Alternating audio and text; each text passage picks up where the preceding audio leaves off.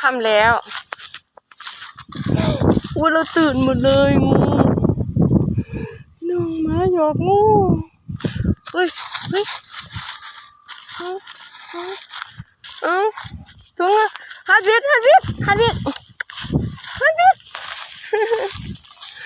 งูโอ้ยไรงูมาหาเจ้าของมันขักเนาะ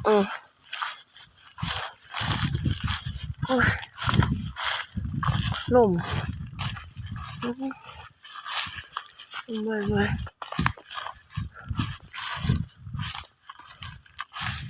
ให้เขายังน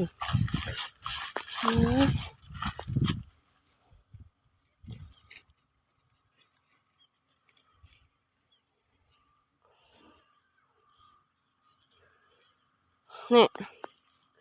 ใส่ละว่าขอเป็นย่างกายรักหัว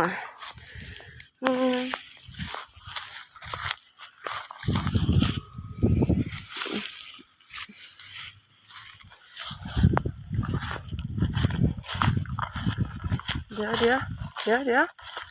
ใจเย็นเดี๋ยวจะพาไปกินรำนะคะไปกินรำนะคะเขาขอบ